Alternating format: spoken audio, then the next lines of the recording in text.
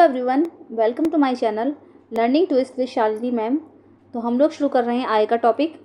जो मैंने लेसन आपको पढ़ाया था उसकी वीडियो आपको लास्ट वीडियो में आप देख लीजिएगा। उसको खुद वीडियो आपको मिल जाएगी, डिस्क्रिप्शन बॉक्स में उसका लिंक भी मिल जाएगा, लेकिन आप डालोगे तो आपको खुद ही दिख जाएगी वीडियो। ठीक है, तो उम्मीद करती हूँ आपको टॉपिक समझ में आएगा वो वाला। उससे आय का शुरू कर रहे हैं हम लोग। चलिए देखते हैं कि एक्टिविटी 3.2 है, इसको करेंगे पहले। तो take 2 cloth pieces of the same size रफली half a metre square each. ठीक है, हम क्या करेंगे, 2 क्लॉथ पीसेज ले लेंगे जो सेम साइज़ के होंगे, रफली half a metre square each. जो देख लेंगे रफली ऐसे कि हाफ मीटर स्क्वायर के हैं, उनके दोनों हाफ मीटर स्क्वायर के होने चाहिए। One of these should be form natural fibre. इसमें से एक तो होना चाहिए नेचुरल फाइबर से बना हुआ होना चाहिए। The other could be a synthetic fibre, और दूसरा जो होना चाहिए वो सिंथेटिक फाइबर का बना होना चाहिए। तो you can make help of your parents in selecting these pieces. ठीक है, आप जो है अपने पेरेंट्स की हेल्प ले सकते हो इन पीसेस को सिलेक्ट करने के लिए। Soak the pieces in different mugs each containing the same amount of water. अब इन पीसेस को हम क्या करेंगे, 1-2 मग लेंगे, उसमें सेम अमाउंट में वाटर डालेंगे, और वाटर डालने के बाद क्या करेंगे, उन वाले पीसेस को इसके अंदर डाल देंगे। तो take the pieces out of the containers after 5 minutes and spread them in the sun for a few minutes. इन पीसेस को कंटेनर से हम 5 मिनट्स के बाद निकाल लेंगे and spread them in the sun for और 5 मिनट्स के लिए सन में स्प्रेड कर देंगे, मतलब फैला देंगे। Compare the volume of the water remaining in the each container. अब जो मग में हमारा कंटेनर में जो पानी बचा है उसको हम रिपीट करेंगे, मतलब देखेंगे कि कितना वॉल्यूम है उसके पानी का, मतलब किस में कितना पानी है, किसने कितना पानी सोख करा है। Do synthetic fabrics soak less more water than the natural fabrics? Do they take less more time to dry? क्या सिंथेटिक फैब्रिक्स ने नेचुरल फैब्रिक्स की कंपैरिजन में ज़्यादा पानी सोख करा है या कम करा है, या फिर वो उन दोनों फैब्रिक को सूखने में किसने ज़्यादा टाइम लिया है और कौन सा जल्दी सूखा है। ठीक है, तो हम ये कंपैरिजन कर लेंगे। Okay, what does this activity tell you about the characteristics of the synthetic fabrics? अब ये जो एक्टिविटी हमने करी है तो ये हमें क्या बताती है, सिंथेटिक जो फैब्रिक्स होते हैं उनके कैरेक्टरिस्टिक्स के बारे में हमें क्या बताती है, वो ये पूछ रहा है। ठीक है, क्योंकि एक्टिविटी करके देखेंगे और फिर बताएंगे कि सिंथेटिक फैब्रिक्स का मतलब क्या करेक्टर है, और मतलब वो ये एक्टिविटी हमें क्या बताती है। Okay, find out from your parents about the durability, cost and maintenance of these fabrics compare to the natural fabrics. Okay, अब अपने पेरेंट्स से हम क्या करेंगे, इसकी जो सिंथेटिक फैब्रिक्स है नेचुरल फैब्रिक्स के कंपैरिजन में देखेंगे उसकी ड्यूरेबिलिटी कितनी है, उसकी मेंटेनेंस की कॉस्ट कितनी है। ठीक है, और मतलब नेचुरल फैब्रिक से उसका कंपैरिजन करेंगे कि कौन सा ज़्यादा बढ़िया है। ठीक है, समझ में आई गया होगा आप लोगों की। अब नेक्स्ट टॉपिक डिस्कस हो रहा है प्लास्टिक्स। अब हम प्लास्टिक्स के बारे में बात करेंगे। You must be familiar with many plastics articles used every day. Make a list of such items and their uses. ठीक है, आपने क्या करा होगा, आपने बहुत सारे जो प्लास्टिक के आर्टिकल्स होंगे अपने घर में देखे होंगे, एवरीडे में यूज़ करते हैं हम लोग। बहुत सारे आइटम्स होते हैं, किचन में भी यूज़ होते हैं, घर में भी होते हैं। तो make a list of such items and their use. अब हम क्या ये बोल रहे हैं कि आप उनकी एक लिस्ट बनाओ और उनके यूजेस के बारे में लिखो, जो आइटम्स होते हैं। ठीक है, ये देखो क्या होता है, प्लास्टिक का अरेंजमेंट बताया गया है किस तरीके से होता है। तो जैसे ए नंबर पर दिखा है तो लीनियर है। ठीक है, और ये जो होता है क्रॉस लिंक्ड अरेंजमेंट्स होता है, ये वाला सेकंड बी में जो दिखाया गया है। तो प्लास्टिक 2 तरीके से बनती है। ठीक है, चलिए अब ऊपर देखते हैं। Okay, plastic is also a polymer like the synthetic fibre. Plastic भी एक तरीके का पॉलीमर है सिंथेटिक फाइबर की तरह। All plastics do not have the same type of arrangement of units. सारे प्लास्टिक्स में जो होता है सेम टाइप्स का अरेंजमेंट नहीं होता है, यूनिट्स का जो अरेंजमेंट होता है सेम टाइप नहीं होता। In some it's linear whereas in others it is the cross linked. कुछ में तो होता है वो लीनियर होता है। ठीक है, और कुछ प्लास्टिक्स में जो यूनिट्स का वो होता है अरेंजमेंट, वो होता है क्रॉस लिंक्ड होता है। तो फिगर 3.6 देख लेंगे। Plastics articles are available in all possible shapes and sizes as you can see in figure 3.6. Plastic के आइटम्स जो होते हैं आप जितने भी पॉसिबल साइजेस हैं और शेप्स हैं उसमें आप देख सकते हो। Have you ever wondered how this is possible? क्या आपको ये सुनकर आश्चर्य नहीं होता कि ये पॉसिबल कैसे है? तो the fact is that plastic is easily mouldable, can be shaped in any form. इसका फैक्ट ये है कि वास्तव में जो प्लास्टिक होती है वो ईजिली मोल्डेबल होती है, मतलब आराम से फोल्ड हो जाएगी, मुड़ जाएगी, उसको जिस शेप में चाहेंगे उसको में ढाल लेंगे। ठीक है, और इसलिए इसको किसी भी फॉर्म में हम बना सकते हैं। तो plastic can be recycled, reused, coloured, melted, rolled into sheets और made into the wires. Plastics recycles भी हो सकती है, रीयूज हो सकती है, कलर्ड हो सकती है और वो मेल्ट भी कर जा सकती है, रोल्ड इनटू शीट्स और मेड इनटू द वायर्स। उसके वायर्स भी बनाए जा सकते हैं और उसको शीट्स में रोल भी किया जा सकता है। तो that's why it find such a variety of usages. इसीलिए प्लास्टिक के बहुत सारे यूजेस हैं। ओके, अब ये आप फिगर देख लेंगे, इसमें दे रखा है ये जो प्लास्टिक के आइटम्स हमारे घर में यूज़ होते हैं। ठीक है, एक तो ये हो गया टम्बलर हो गया, ये चेयर हो गई, ये बकेट हो गई, ये टॉय हो गया आपका। ठीक है, अब ये बॉक्स देख लेंगे, इसमें क्या लिखा हुआ है, polythene, poly plus ethene is an example of a plastic. ठीक है, पॉलीथीन भी एक एग्जाम्पल है प्लास्टिक का। इट इज़, ये किस दो शब्दों से बनकर बना है, पॉली प्लस एथीन। तो it is use for making commonly use polythene bags. ये सबसे ज़्यादा जो यूज़ होती है किस काम के लिए आती है, पॉलीथीन बैग्स बनाने के काम में आती है, पॉली एथीन। ठीक है, तो उसको हम क्या बनेंगे, पॉलीथीन। तो दो शब्दों से मिलकर बना है, poly plus ethene. Now try to bend a piece of plastic yourself, can all the plastic articles be bent easily. अब क्या करेंगे, हम प्लास्टिक का एक पीस लेंगे, उसको बेंड करके देखेंगे क्या सारे प्लास्टिक के आइटम्स जो होते हैं, आर्टिकल्स होते हैं, वो इजीली बेंड हो सकते हैं। तो you will observe that some plastics articles can bend easily while some break when forced to bend. आपने हमेशा देखा होगा कि कुछ प्लास्टिक के जो आइटम्स होते हैं वो इजीली बेंड हो जाते हैं और कुछ जो होते हैं जब उनको बेंड करते हैं तो ब्रेक हो जाते हैं, वो टूट जाते हैं। तो when we add hot water to a plastic bottle, जब हम क्या करेंगे प्लास्टिक बोतल में हॉट वाटर डालते हैं, इट गेट्स डिफॉर्म्ड, तो ये डिफॉर्म होने लगता है। Such plastic which gets deformed easily on heating and can be bent easily are known as thermoplastics. ठीक है, ऐसी प्लास्टिक्स जो इजीली डिफॉर्म हो जाती हैं और हीटिंग पर, और कैन बी बेंट इजीली, और जो इजीली बेंट हो जाती हैं उसको हम क्या बोलते हैं, थर्मोप्लास्टिक्स बोलते हैं। ठीक है, what is thermoplastic, such plastics, ठीक है, which gets deformed easily on heating and can be bent easily are known as thermoplastics. Polythene and PVC are some of the examples of the thermoplastics. समझ में आ गया। अगर पूछेंगे कि thermoplastics के example दीजिए तो पॉलीथीन हो गया एक तो, और PVC। Some of the examples of thermoplastics, these are used for manufacturing toys, combs and various types of containers. ये वाली जो प्लास्टिक होती है थर्मोप्लास्टिक्स, इससे बहुत सारे टॉयज़ बनाए जा सकते हैं, कंटेनर्स बनते हैं इनसे और टॉयज़ बनते हैं। ठीक है, और कॉम बनाने काम भी आती है ये, क्योंकि ये जो होती है इजीली बेंड हो सकती है। On the other hand there are some plastics which when moulded once can not be softened by heating. दूसरी तरफ ऐसी प्लास्टिक और एक होती है जो क्या होता है, व्हेन मोल्डेड वंस, जो एक बार मुड़ जाती है, can not be softened by heating, और वो गर्म करने के बाद भी सॉफ्ट नहीं की जा सकती। These are called thermosetting plastics. तो इस वाली प्लास्टिक को हम क्या बोलेंगे, thermosetting plastics. Two examples are Bakelite and melamine. ठीक है, इसके दो एग्जाम्पल्स हो गए, कौन कौन से, एक तो मेलेमाइन हो गया और एक हो गया बेकेलाइट। तो bakelite is a poor conductor of heat and electricity. Bakelite जो है वो पुअर कंडक्टर है हीट का, इलेक्ट्रिसिटी का, क्योंकि इसमें से क्या होता है, हीट जो होती है वो इलेक्ट्रिसिटी पास नहीं हो सकती। It is used for making electrical switches, ये स्विचेस बनाने का काम आती है, इलेक्ट्रिकल स्विचेस इसके बने होते हैं बेकेलाइट और मेलेमाइन के। Handles of various utensils etcetera. Melamine is a versatile material. Okay, melamine जो है एक वर्सेटाइल मटेरियल है।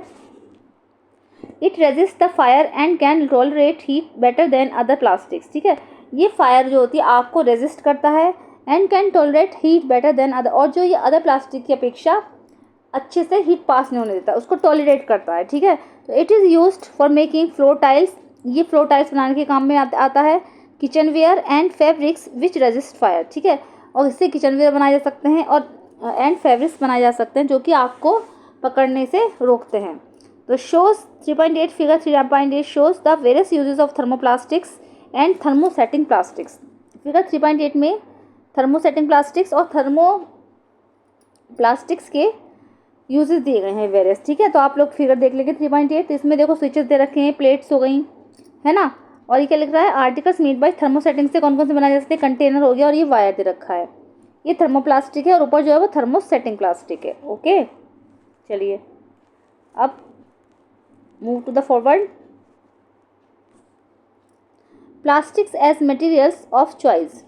ठीक है, अब इसके मटेरियल्स के बारे में बताया जाएगा, चॉइस के हिसाब से कौन कौन से मटेरियल्स हैं क्या हैं। ठीक है, तो today if we think of storing a food item, water, milk, pickles, ठीक है,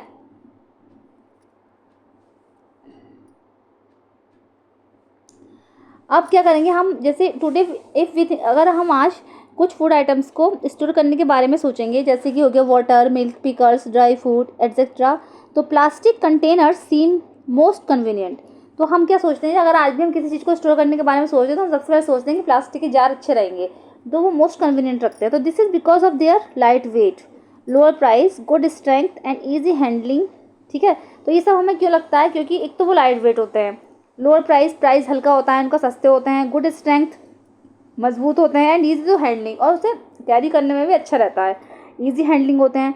तो being lighter as compare to metals, plastics are used in cars, aircrafts and space crafts too. अपनी लाइटर प्रॉपर्टी की वजह से ही मेटल से अगर उसका कंपेयर करें प्लास्टिक्स का, तो प्लास्टिक्स इसीलिए बहुत सारी चीज़ों में यूज़ होती है, जैसे कार्स में हो गया, एयरक्राफ्ट्स में हो गया, एंड स्पेस क्राफ्ट्स में भी प्लास्टिक का ही यूज़ होता है, क्योंकि मेटल्स तो हैवी हो गई। तो the list is endless if we start counting articles like slippers, furniture, decoration pieces etcetera. तो प्लास्टिक की जो लिस्ट है वो एंडलेस है, अगर हम सारे आइटम्स के बारे में सोचने लगें तो बहुत सारे आइटम्स बनते हैं, जैसे कि स्लीपर्स हो गए, फर्नीचर हो गया, डेकोरेशन पीसेस हो गए, बहुत कुछ बन सकता है प्लास्टिक से। Now let us discuss the characteristics properties of plastics. तो आइए वो उसकी प्लास्टिक्स की कैरेक्टरिस्टिक्स प्रॉपर्टीज़ के बारे में बात करते हैं। ओके, चलिए। प्लास्टिक इज़ नॉन रिएक्टिव, अब ये बताएंगे प्रॉपर्टीज उसकी होती कौन कौन सी हैं। तो plastic is non reactive, you know that metals like iron get rusted when left expose to moisture and air. आपने देखा होगा या आप जानते होंगे कि अगर हम आयरन को मॉइस्चर में छोड़ दें या हवा में छोड़ दें तो क्या होता है, उसमें रस्ट लग जाती है, जंग लग जाती है। But plastics do not react with water and air, लेकिन प्लास्टिक जो होती है वाटर एयर के साथ रिएक्ट नहीं करती, तो they are not corroded easily, इसलिए वो ईजिली ख़राब नहीं होती। That's why they are use to store various kinds of material including many chemicals. इसीलिए प्लास्टिक का यूज़ बहुत सारे मटेरियल्स को स्टोर करने के लिए भी किया जाता है, जिसमें से कि बहुत सारे केमिकल्स भी रखे जाते हैं, ठीक है। तो plastic is light, strong and durable. दूसरी प्रॉपर्टी इसकी हो गई कि प्लास्टिक लाइट है, स्ट्रॉन्ग है और ड्यूरेबल भी है। Talk to your parents of grandparents और grandparents about the types of buckets that were use in the past, ठीक है।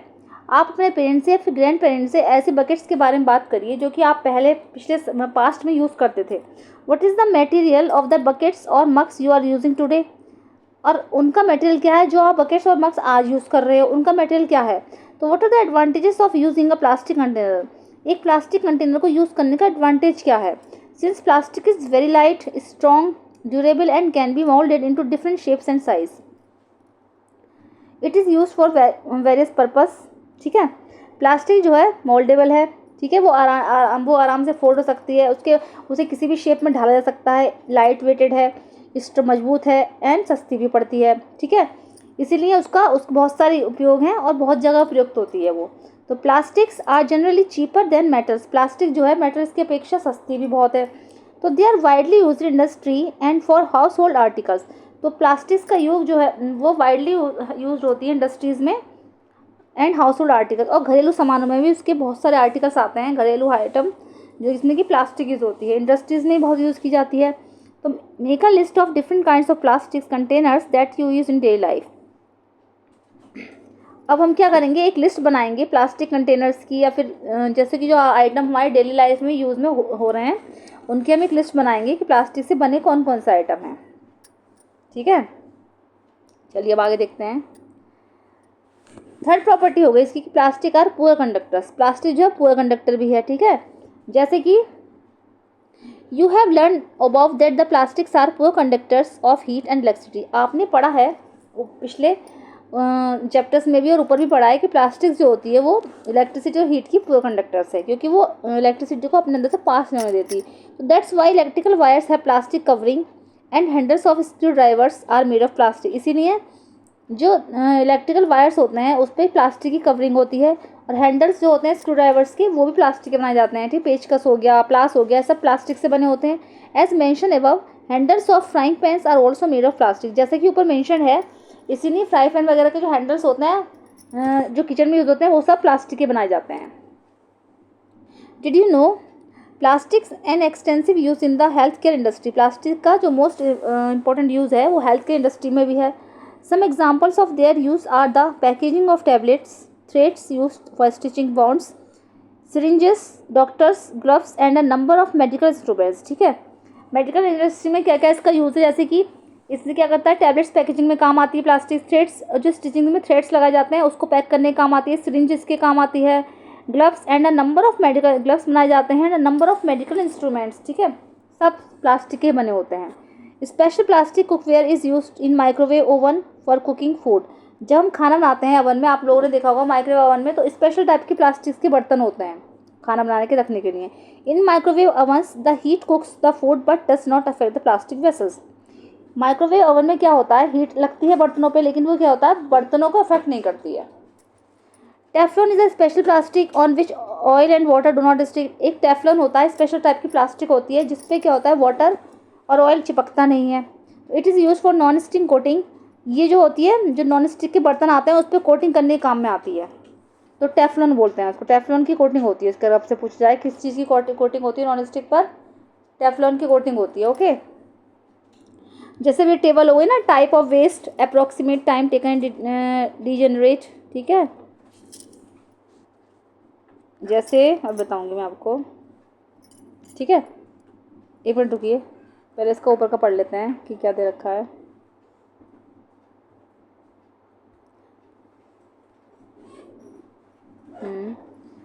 जैसे ये आ गई ना फायर, एक ये आ गया कि fire proof plastics although synthetic fibres catches fire easily.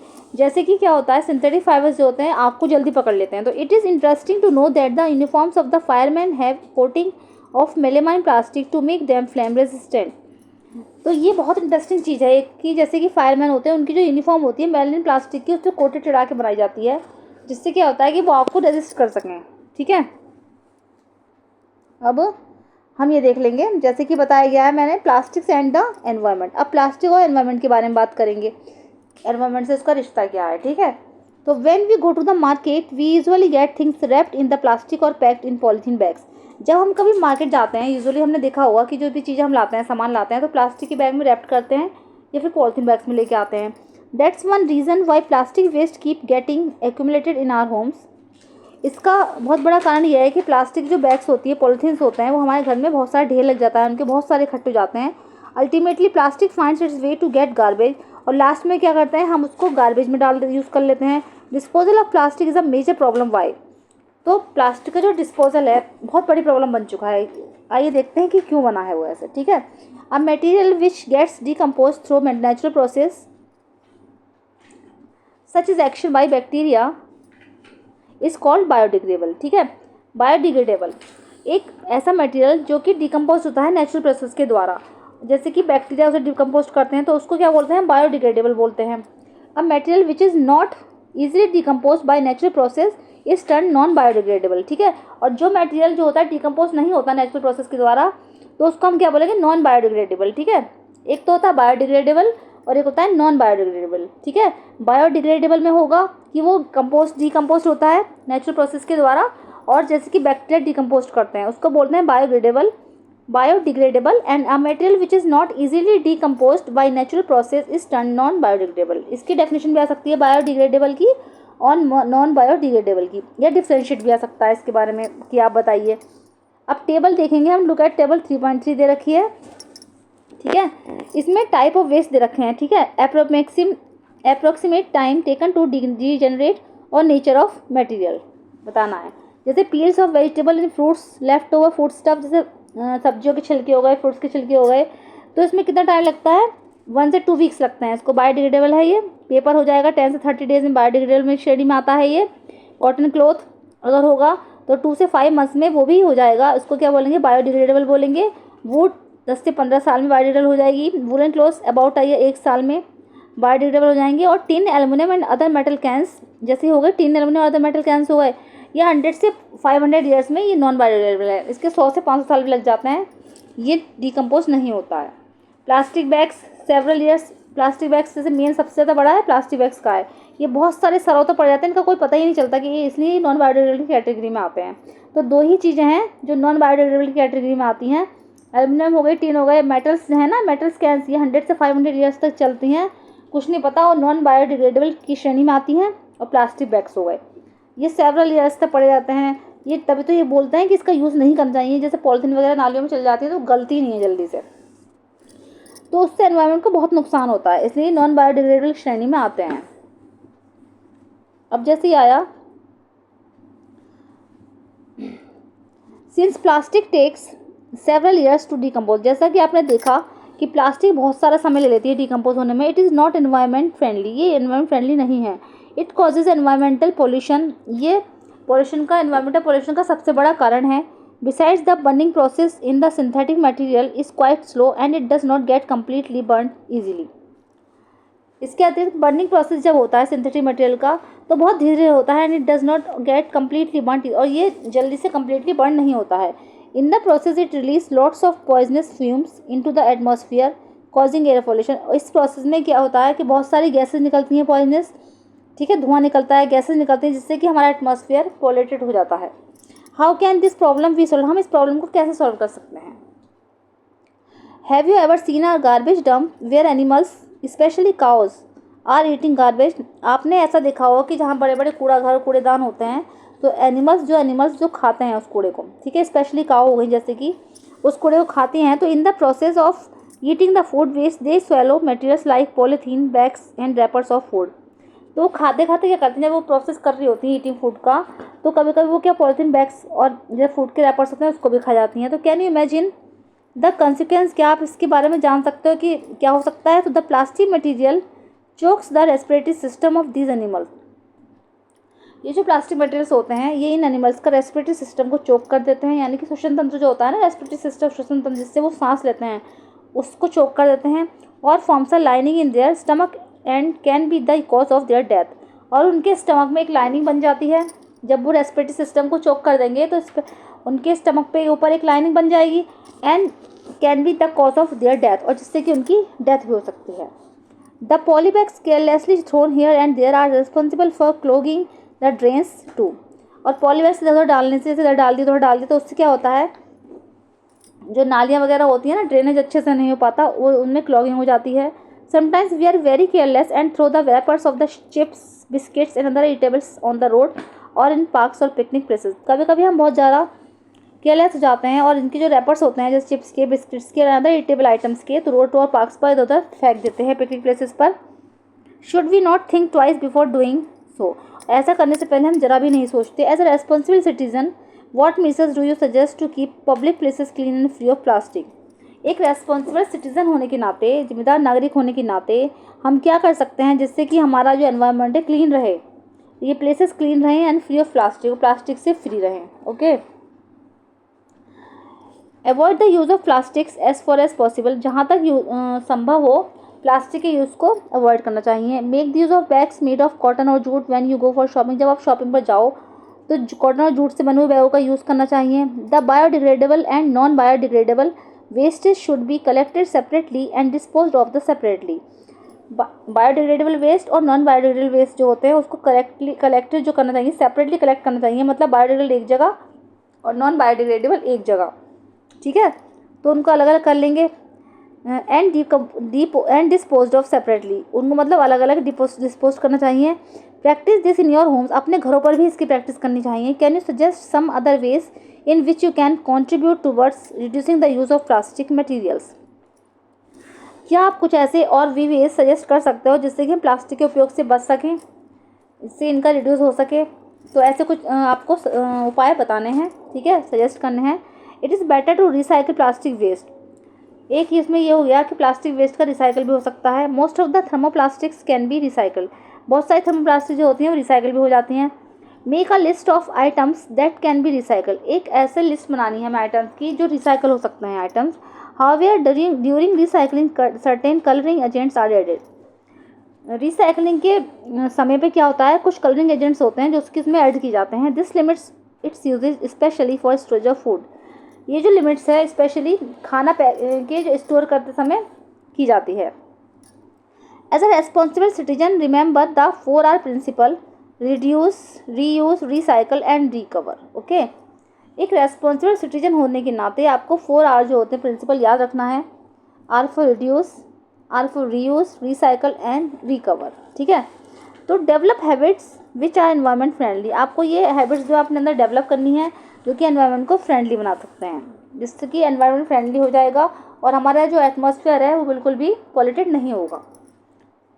Fibre wise देख लेंगे, तो do not throw plastic bags in the water bodies और on the road.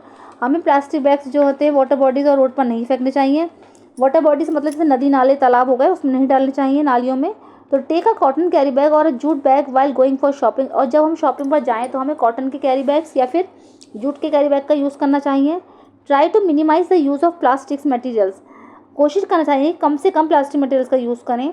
Use a steel lunch box instead of a plastic one. और एक plastic के lunch box की जगह हमें स्टील का लंच बॉक्स यूज़ करना चाहिए। ठीक है, अब लेसन फिनिश हो चुका है आप लोगों का। अब ये कीवर्ड्स हैं, कीवर्ड्स आप लोग देख लीजिएगा। एक्रेलिक हो गया, आर्टिफिशियल सिल्क हो गया, nylon, plastics, polyester, polymer, polythene, rayon, synthetic fibres, terylene, thermoplastics, thermosetting plastics. ठीक है, तो ये सब आपको क्लियर हो चुका होगा। और जो कीवर्ड्स दे रखे हैं इनकी डेफिनेशन आप अच्छे से कर लीजिएगा। पूरा चैप्टर मैंने वर्ड टू वर्ड एक्सप्लेन कर दिया है, उम्मीद करती हूँ समझ में आया होगा। ठीक है, अगर आप मेरे चैनल पर लाए हैं तो प्लीज़ उसको सब्सक्राइब कीजिएगा और अगर मेरी वीडियो पसंद आई है तो उसको लाइक कीजिएगा। मिलते हैं नेक्स्ट वीडियो में, तब तक के लिए धन्यवाद।